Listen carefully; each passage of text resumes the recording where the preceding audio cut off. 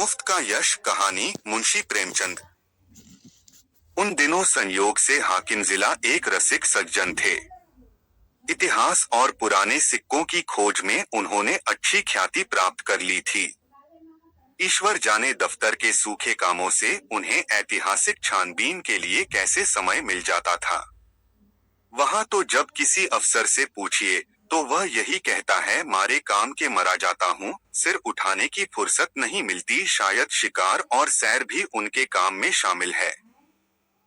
उन सज्जन की कीर्तियां मैंने देखी थीं और मन में उनका आदर करता था, लेकिन उनकी अफसरी किसी प्रकार की घनिष्ठता में बाधक थी।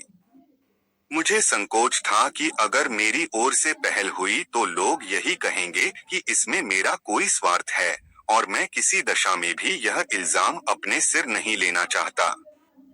मैं तो हुक्काम की दावतों और सार्वजनिक उत्सवों में नेवता देने का भी विरोधी हूँ, और जब कभी सुनता हूँ कि किसी अफसर को किसी आम जलसे का सभापति बनाया गया या कोई स्कूल, औषधालय या विधवाश्रम किसी गवर्नर के नाम से खोला गया, तो अपने देश बंधुओं की दासमनोवृत्ति पर घंटों अफसोस करता हूँ। मगर जब एक दिन हाकिम जिला ने खुद मेरे नाम एक रुपका भेजा कि मैं आपसे मिलना चाहता हूँ, क्या आप मेरे बंगले पर आने का कष्ट स्वीकार करेंगे, तो मैं बड़े दुविधा में पड़ गया। क्या जवाब दूं? अपने दो एक मित्रों से सलाह ली। उन्होंने कहा, साफ लिख दीजिए, मुझे फुर्सत नहीं। वह हाकिम जिला होंगे तो अपने घर के होंगे, कोई सरकारी व जाब्ते का काम होता तो आपका जाना अनिवार्य था, लेकिन निजी मुलाकात के लिए जाना आपकी शान के खिलाफ है। आखिर वह खुद आपके मकान पर क्यों नहीं आए? इससे क्या उनकी शान में बट्टा लगा जाता था? इसीलिए तो खुद नहीं आए कि वह हाकिम जिला हैं। इन अहमक हिंदुस्तानियों को कब यह समझ आएगी कि दफ्तर के बाहर वे भी वैसे ही साधारण मनुष्य हैं जैसे हम या आ। शायद ये लोग अपनी घरवालियों से भी अफसरी जताते होंगे। अपना पद उन्हें कभी नहीं भूलता। एक मित्र ने, जो लतीफों के चलते फिरते तिजोरी हैं, हिंदुस्तानी अफसरों के विषय में कई बड़ी मनोरंजक घटनाएं सुनाई। एक अफसर साहब ससुराल गए। शायद स्त्री को विदा कराना था। जैसा आम रिवाज है, ससुर जी ने पहले ही वादे पर लड़की को विदा करना उचित न समझा। कहने लगे, बेटा, इतने दिनों के बाद आई है, अभी कैसे विदा कर दूं? भला 6 महीने तो रहने दो। उधर धर्मपत्नी जी ने भी नाइन से संदेश कहला भेजा, अभी मैं नहीं जाना चाहती। आखिर माता पिता से भी तो मेरा कोई नाता है। कुछ तुम्हारे हाथ बिक थोड़े ही गई हूँ। दामाद साहब अफसर थे, जामे से बाहर हो गए। तुरंत घोड़े पर बैठे और सदर की राह ली। दूसरे ही दिन ससुर जी पर सम्मन जारी कर दिया। बेचारा बूढ़ा आदमी तुरंत लड़की को साथ लेकर दामाद की सेवा में जा पहुंचा। तब जाके उनकी जान बची।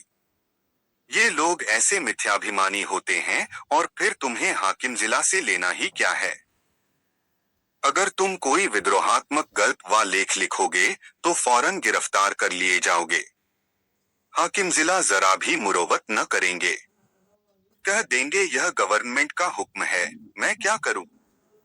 अपने लड़के के लिए कानूनगोई या नायब तहसीलदारी की लालसा तुम्हें है नहीं। व्यर्थ क्यों दौड़े जाओ। लेकिन मुझे मित्रों की यह सलाह पसंद न आई। एक भला आदमी जब निमंत्रण देता है तो केवल इसलिए अस्वीकार कर देना कि हाकिम जिला ने भेजा है, मुटमर्दी है। बेशक हाकिम साहब मेरे घर आ जाते तो उनकी शान कम न होती। उदार हृदय वाला आदमी बेतकल्लुफ चला आता, लेकिन भाई, जिले की अफसरी बड़ी चीज है। और एक उपन्यासकार की हस्ती ही क्या है। इंग्लैंड या अमेरिका में गल्प लेखकों और उपन्यासकारों की मेज पर निमंत्रित होने में प्रधानमंत्री भी अपना गौरव समझेगा, हाकिम जिला की तो गिनती ही क्या है।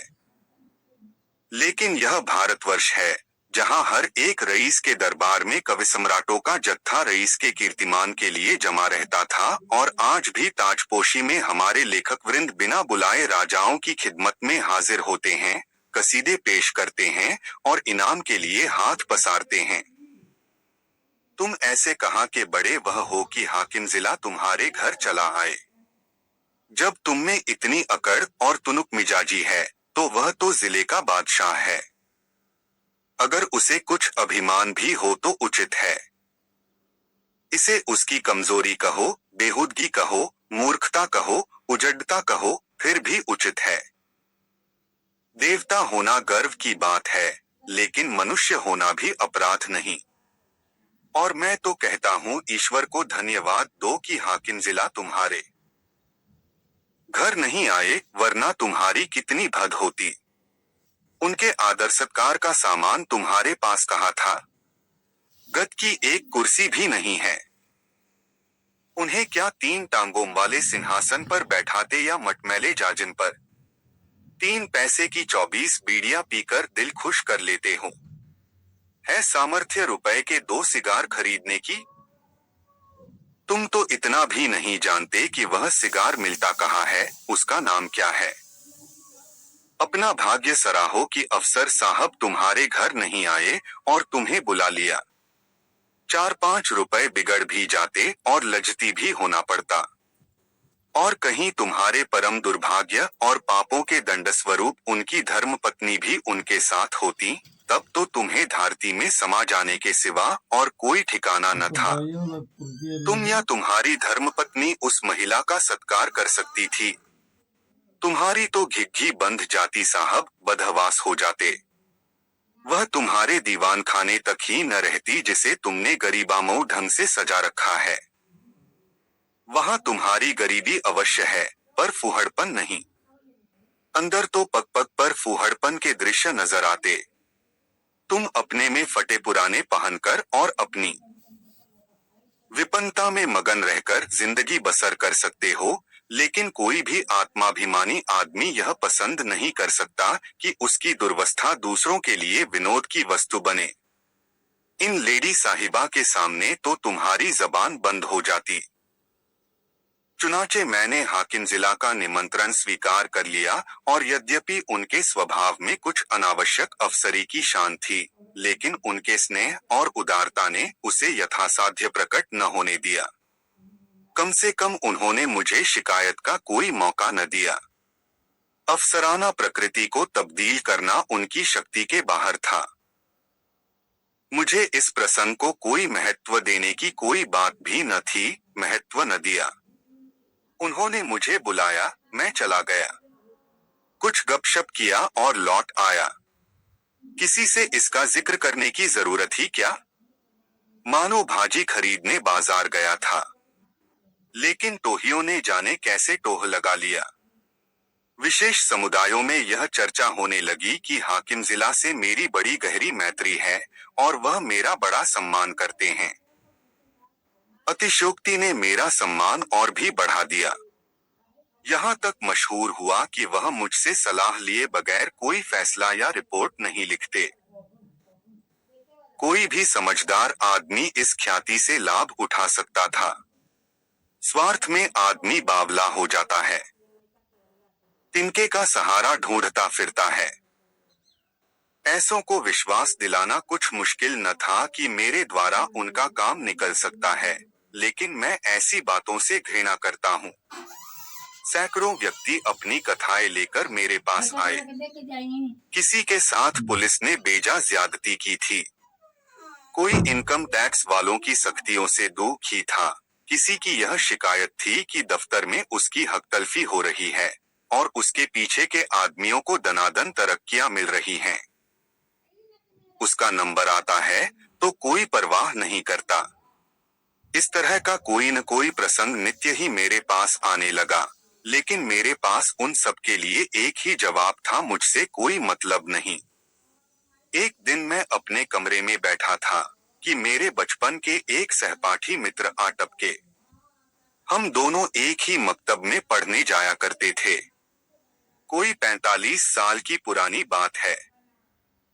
मेरी उम्र 19 साल से अधिक न थी।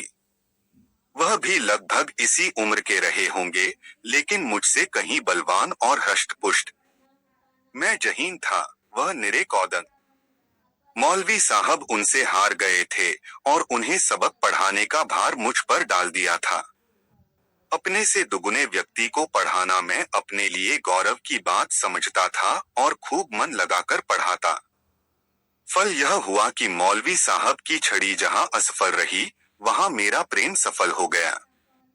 बलदेव चल निकला, खालिक बारी तक जा पहुंचा, मगर इस बीच में मौलवी साहब का स्वर्गवास हो गया और वह शाखा टूट गई। उनके छात्र भी इधर उधर हो गए। तब से बलदेव को केवल मैंने 2-3 बार रास्ते में देखा। मैं अब भी वही सिंकिया पहलवान हूँ और वह अब भी वही भीमकाय। राम राम हुई, शैन कुशल पूछा और अपनी अपनी राह चले ये। मैंने उनसे हाथ मिलाते हुए कहा, आओ भाई बलदेव, मजे में तो हो। कैसे याद किया, क्या करते हो आजकल? बलदेव ने व्यथित कंठ से कहा, जिंदगी के दिन पूरे कर रहे हैं भाई, और क्या। तुमसे मिलने की बहुत दिनों से इच्छा थी। याद करो वह मकत वाली बात, जब तुम मुझे पढ़ाया करते थे। तुम्हारी बदौलत 4 अक्षर पढ़ गया और अपनी जमींदारी का काम संभाल लेता हूँ, नहीं तो मूर्ख ही बना रहता। तुम मेरे गुरु हो भाई, सच कहता हूँ, मुझ जैसे गधों को पढ़ाना तुम्हारा ही काम था। न जाने क्या बात थी कि मौलवी साहब से सबक पढ़कर अपनी जगह पर आया नहीं कि बिल्कुल साफ। तुम जो पढ़ाते थे, वह बिना याद किए ही याद हो जाता था। तुम तब भी बड़े जहीन थे। यह कहकर उन्होंने मुझे सगर्व नेत्रों से देखा। मैं बचपन के साथियों को देखकर फूल उठता हूँ। सजल नेत्र होकर बोला, मैं तो जब तुम्हें देखता हूँ तो यही जी में आता है कि दौड़कर तुम्हारे गले लिपट जाऊं। 45 वर्ष का युग मानो बिल्कुल गायब हो जाता है। वह मकतब आंखों के सामने फिरने लगता है और बचपन सारी मनोहरताओं के साथ ताजा हो जाता है। बलदेव ने भी द्रवित कंठ से उत्तर दिया, मैंने तो भाई तुम्हें सदैव अपना इष्ट देव समझा है। जब तुम्हें देखता हूँ तो छाती गज भर की हो जाती है कि वह मेरा बचपन का संगी जा रहा है, जो समया पड़ने पर कभी दगा न देगा। तुम्हारी बड़ाई सुन सुनकर मन ही मन प्रसन्न हो जाता हूँ, लेकिन यह बताओ, क्या तुम्हें खाना नहीं मिलता? कुछ खाते पीते क्यों नहीं? सूखते क्यों जाते हो? घी न मिलता हो तो 2-4 कनस्तर भिजवा दूं। अब तुम भी बूढ़े हुए, खूब डटकर खाया करो। अब तो देह में जो कुछ तेज और बल है, वह केवल भोजन के अधीन है। मैं तो अब भी सिर भर दूध और पाव भर घी उड़ाए जाता हूँ। इधर थोड़ा मक्खन भी खाने लगा हूँ। जिंदगी भर बाल बच्चों के लिए मर मिटे। अब कोई यह नहीं पूछता कि तुम्हारी तबीयत कैसी है। अगर आज कंधा डाल दूं, तो कोई एक लोटे पानी को न पूछे। इसलिए खूब खाता हूँ और सबसे ज्यादा काम करता हूँ। घर पर अपना रोब बना हुआ है। वही जो तुम्हारा जेठा लड़का है, उस पर पुलिस ने एक झूठा मुकदमा चला दिया है। जवानी के मद में किसी को कुछ समझता नहीं है भी अच्छा खासा पहलवान। दारोगाजी से एक बार कुछ कहा सुनी हो गई। तब से घात में लगे हुए थे। इधर गांव में एक डाका पड़ गया। दारोगाजी ने तहकीकात में उसे भी फांस लिया। आज 1 सप्ताह से हिरासत में है। मुकदमा मोहम्मद खलील डिप्टी के इजलास में है और मोहम्मद खलील और दारोगाजी से दांत काटी रोटी है। अवश्य सजा हो जाएगी। अब तुम ही बचाओ तो उसकी जान बच सकती है, और कोई आशा नहीं है। सजा तो जो होगी वह होगी ही, इज्जत भी खाक में मिल जाएगी। तुम जाकर हाकिम जिला से इतना कह दो कि मुकदमा झूठा है, आप खुद चलकर तहकीकात कर लें। बस देखो भाई, बचपन के साथी हो, नहीं न करना। जानता हूँ तुम इन मामलों में नहीं पड़ते और तुम्हारे जैसे आदमी को पढ़ना भी न चाहिए। तुम प्रजा की लड़ाई लड़ने वाले जीव हो, तुम्हें सरकार के आदमियों से मेलजोल बढ़ाना उचित नहीं, नहीं तो जनता की नजरों से गिर जाओगे। लेकिन यह घर का मामला है। इतना समझ लो कि मामला बिल्कुल झूठ न होता तो मैं कभी तुम्हारे पास न आता। लड़के की माँ रो रो कर जान दिए डालती है, बहू ने दाना पानी छोड़ रखा है। 7 दिन से घर में चूल्हा नहीं जला। मैं तो थोड़ा सा दूध पी लेता हूँ, लेकिन दोनों सास बहू तो निराहार पड़ी हुई हैं। अगर बच्चा को सजा हो गई तो दोनों मर जाएंगी। मैंने यही कहकर उन्हें ढाढ़स दिया है कि जब तक हमारा छोटा भाई सलामत है, कोई हमारा बाल बाका नहीं कर सकता। तुम्हारी भाभी ने तुम्हारी एक पुस्तक पढ़ी है। वह तो तुम्हें देवतुल्य समझती है, और जब कोई बात होती है, तुम्हारी नजीर देकर मुझे लज्जित करती है। मैं भी साफ कह देता हूँ, मैं उस छोकरे की सी बुद्धि कहाँ से लाऊं? तुम्हें उसकी नजरों से गिराने के लिए तुम्हें छोकरा, मरियल सभी कुछ कहता हूँ, पर तुम्हारे सामने मेरा रंग नहीं जमता। मैं बड़े संकट में पड़ गया। मेरी ओर से जितनी आपत्तियां हो सकती थीं, उन सब का जवाब बलदेव सिंह ने पहले ही से दे दिया था। इनको फिर दोहराना व्यर्थ था। इसके सिवा कोई जवाब न सूझा कि मैं जाकर साहब से कहूंगा। हाँ, इतना मैंने अपनी तरफ से और बढ़ा दिया कि मुझे आशा नहीं कि मेरे कहने का विशेष ख्याल किया जाए, क्योंकि सरकारी मामलों में हुक्काम हमेशा अपने मातहतों का पक्ष लिया करते हैं। बलदेव सिंह ने प्रसन्न होकर कहा, इसकी चिंता नहीं, तकदीर में जो लिखा है वह तो होगा ही। बस तुम जाकर कह भर दो। अच्छी बात है। तो कल जाओगे? हाँ, अवश्य जाऊंगा। यह जरूर कहना कि आप चलकर तहकीकात कर लें। हाँ, यह जरूर कहूंगा। और यह भी कह देना कि बलदेव सिंह मेरा भाई है। झूठ बोलने के लिए मुझे मजबूर न करो। तुम मेरे भाई नहीं हो। मैंने तो हमेशा तुम्हें अपना भाई समझा है।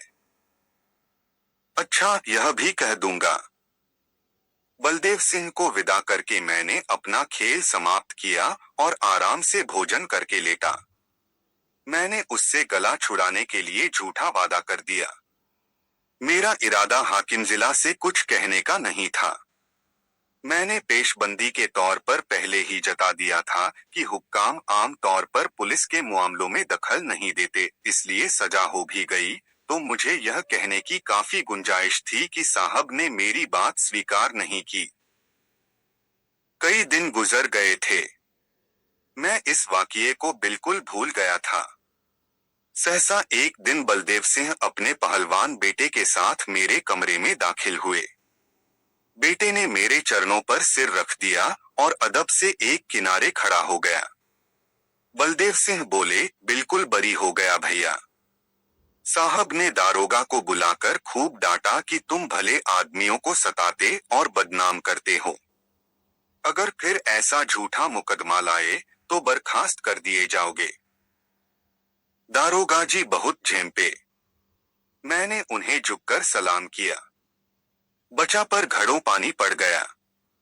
यह तुम्हारी सिफारिश का चमत्कार है भाईजान। अगर तुमने मदद न की होती तो हम तबाह हो गए थे। यह समझ लो कि तुमने 4 प्राणियों की जान बचा ली। मैं तुम्हारे पास बहुत डरते डरते आया था।